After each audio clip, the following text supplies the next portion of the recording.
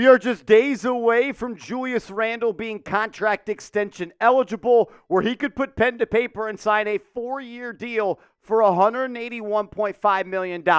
Ian Begley of SNY came out with an important update on Randle earlier today. We'll break that down as you're watching Knicks Now by Chat Sports, and I am your host, Marshall Green. Ian Begley said this earlier this month. He said extension talks are not at the forefront for either Julius Randle or the New York Knicks. And I thought that was very interesting when he said that earlier this month, and we talked about that on the show, and I went through my reasons as to why that could be true or probably is true. But what Begley said today, I think is very important. Listen to this. He says, quote, "I think it would take a major shift in thinking on both sides to get an extension done for Randle when he is eligible early next month." He thinks it would take a major shift from both sides. This is going to get interesting as we get closer and closer to August 3rd and the days beyond that. Maybe Julius Randle wants to wait until August 7th. That way he has a 6-month window where he cannot be traded. That way he essentially has a no-trade clause for the entire 2024-2025 season. Multiple things could change, though, in a very few short couple of days. I'll say this first.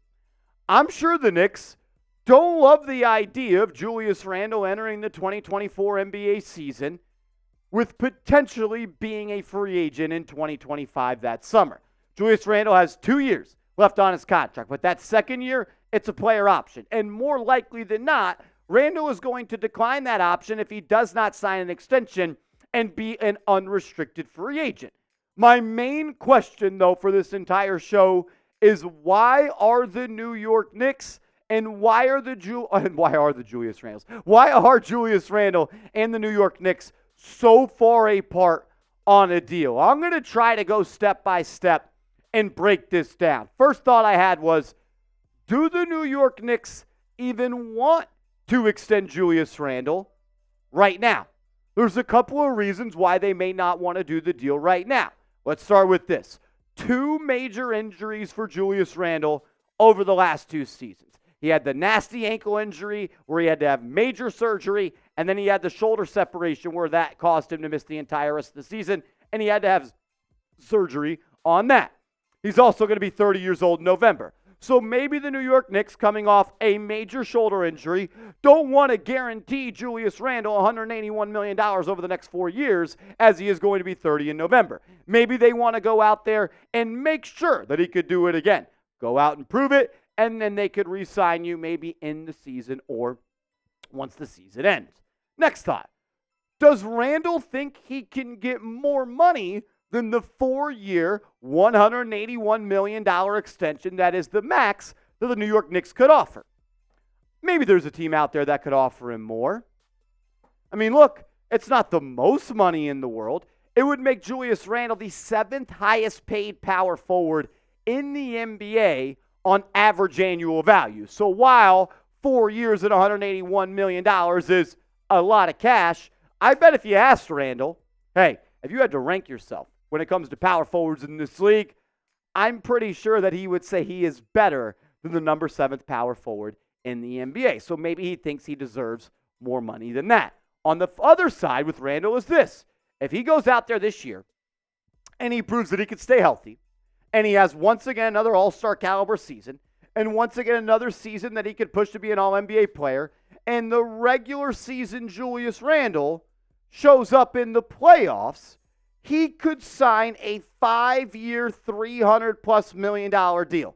And I'll say this, if Randle makes the All-Star team, Randle makes All-NBA, and the Knicks go out and get to the conference finals, get to the NBA finals, win the NBA finals, and Julius Randle is doing what he's done the last 3 out of the last 4 years in the regular season, if he does that in the playoffs, then he is going to become a very, very rich man. And there is probably a team out there that is going to give him a max contract.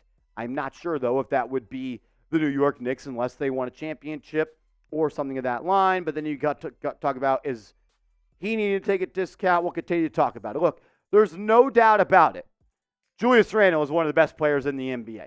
There's not many guys in 3 out of the last 4 years that are averaging 24 points per game, 10 plus rebounds, 5 plus assists, and shooting north of 45% from the field.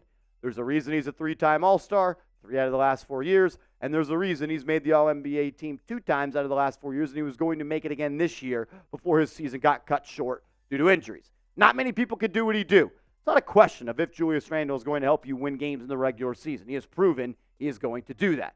The question is, can he get the job done once we get to May and June?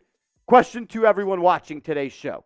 Should the New York Knicks extend Julius Randle? August 3rd gets here.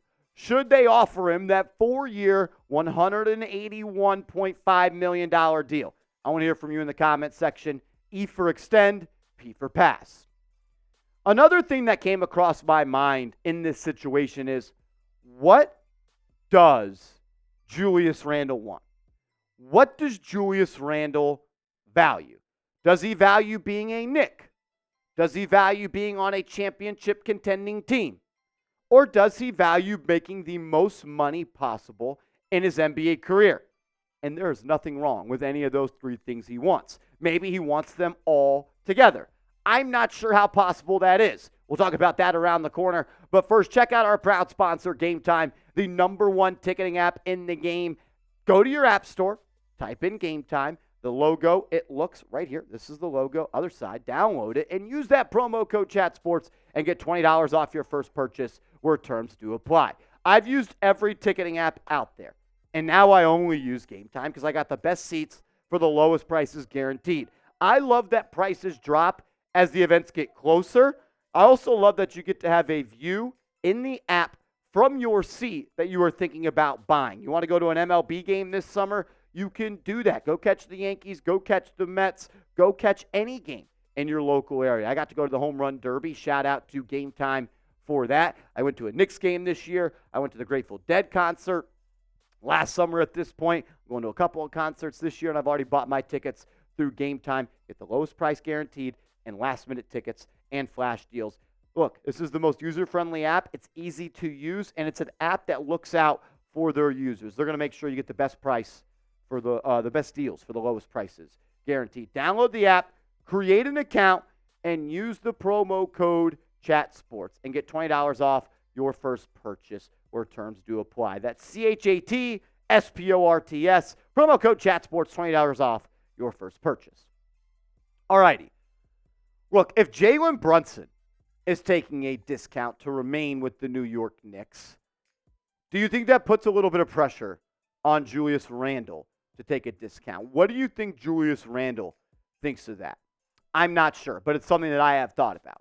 What if Mikal Bridges also takes a discount? Multiple reports have come out from multiple top NBA insiders across the NBA that Bridges is expected to take a discount on his deal, similar to what Jalen Brunson did. So if Brunson takes a discount and Bridges takes a discount, is Randle just going to get as much money as possible? I don't know. To be fair, though, trying to play both sides here, OG Anunoby did not take a discount. OG Anunoby got the bag, and he got as much money as he possibly could have, and he used the leverage in free agency to drive up the price for him.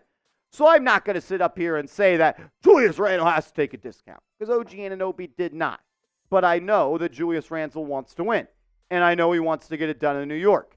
And maybe the best way for that to happen is for him to take a discount. I want to go to this quote from Ian Begley that we talked about on the show last week, because a lot of people say, Marshall, you are a Julius Randle hater. This is your fault.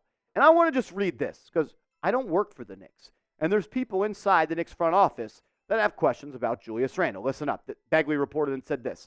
On Randle, some in the organization believe that Randle can fit well with this group and think that Randle's play in January after the OG Anunoby trade supports that point. Others are concerned about Randle going into this pivotal season with free agency looming and the challenges that may present. In addition, some decision makers aren't as bullish about the general fit of the current group. So you have big time decision makers that work for the New York Knicks that are, one, worried about the fit, and two, worried about letting Julius Randle enter this season with potentially being a free agent come July. But I'm the Julius Randle hater, right? Grow up. Toughen up a little bit. I am still worried about playoff Randle. And honestly, I don't know how anyone cannot be concerned about it. This is disgusting.